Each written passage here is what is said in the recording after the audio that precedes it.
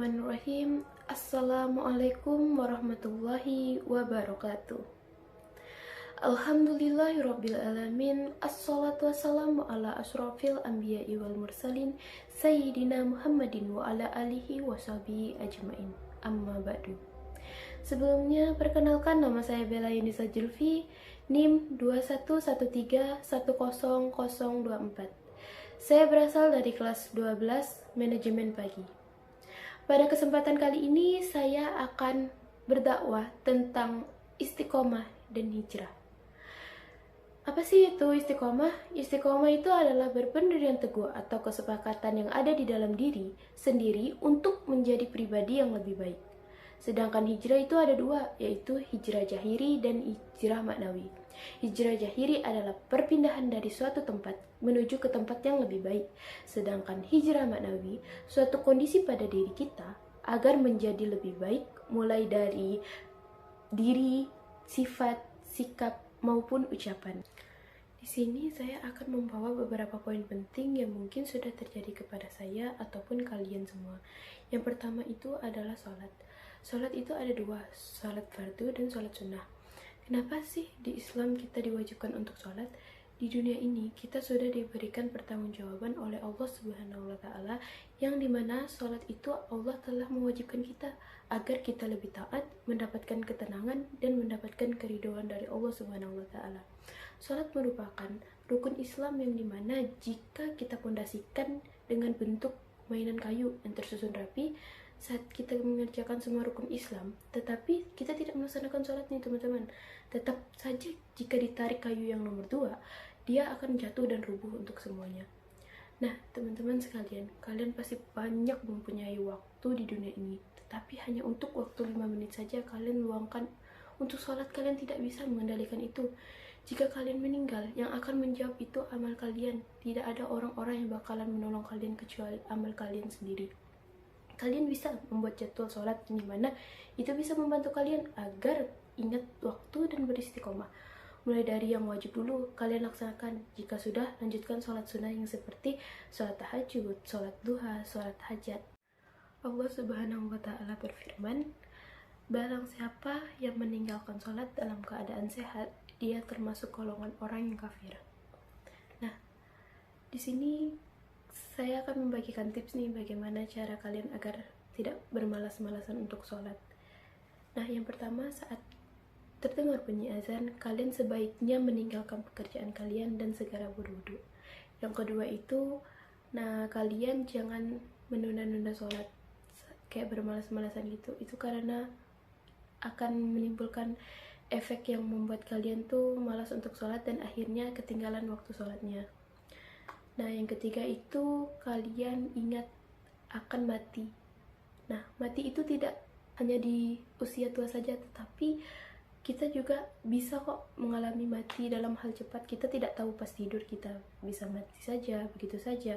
Di dalam keadaan duduk kita bisa mati, dan di saat kita makan kita juga bisa mati. Bahkan di dalam sholat juga kita mungkin bisa mati. Yang kedua adalah membaca Al-Quran.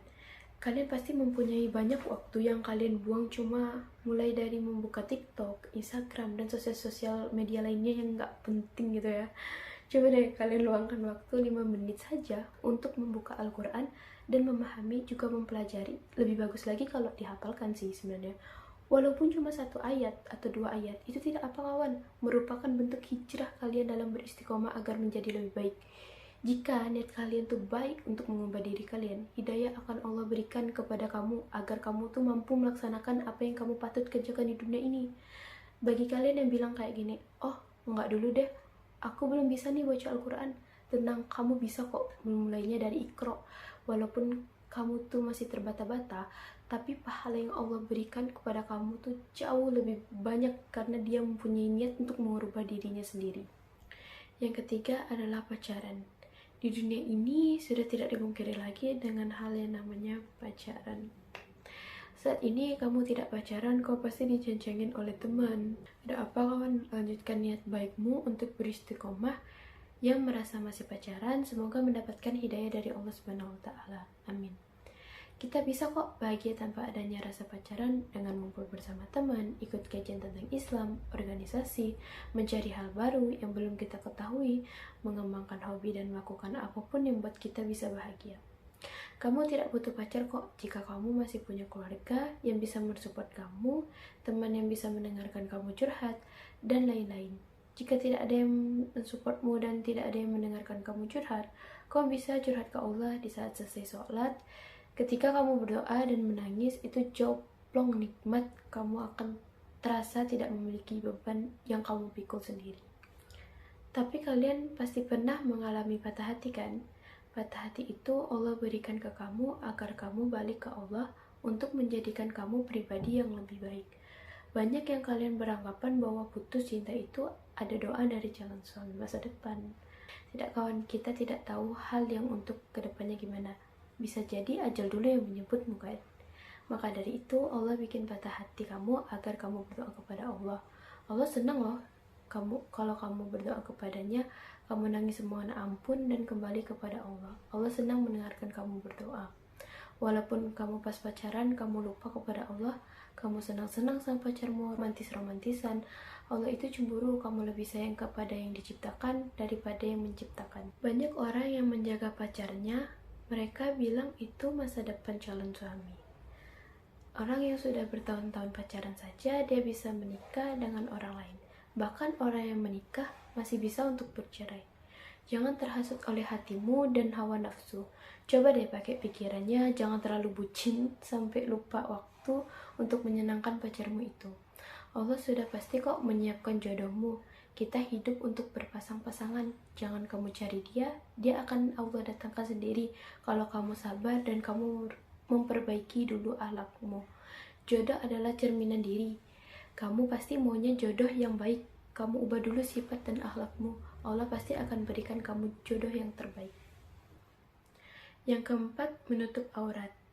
Menutup aurat merupakan perintah Allah yang wajib ditaati.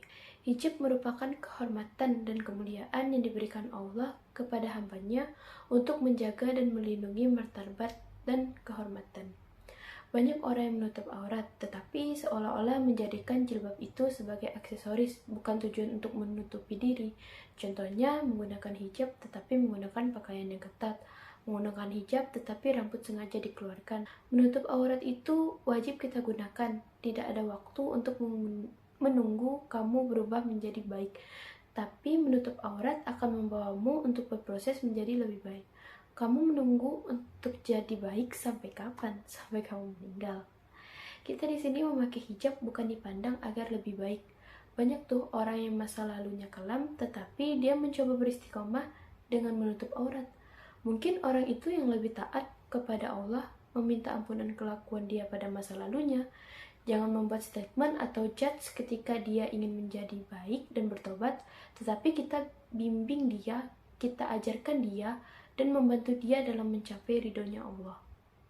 Yang kelima, tidak mudah berputus asa. Putus asa adalah tanda bahwa seseorang yang tidak lagi memiliki ketergantungan dan keyakinannya pada Allah Subhanahu wa Ta'ala. Pada surah Al-Hijr ayat 56, qala wa may ya'natu mir rahmati rabbih illa dalun. Allah melarang kita untuk berputus asa, di mana sesungguhnya putus asa itu hanya ada bagi orang-orang yang sesat. Kata Allah, wahai hambaku, ma wadda'aka rabbuka wa ma qala.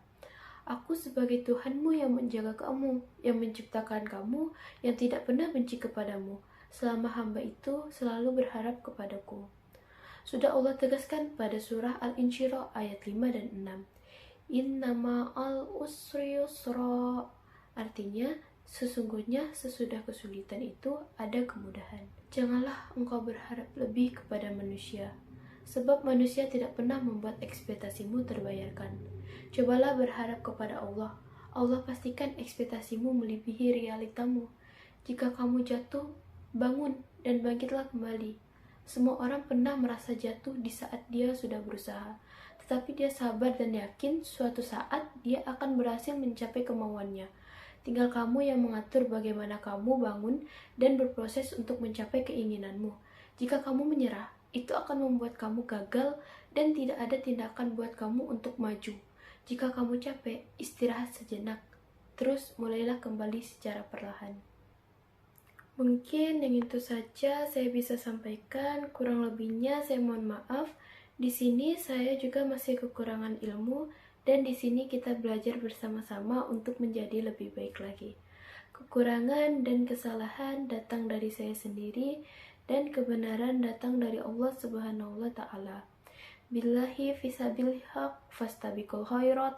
Wassalamualaikum warahmatullahi wabarakatuh.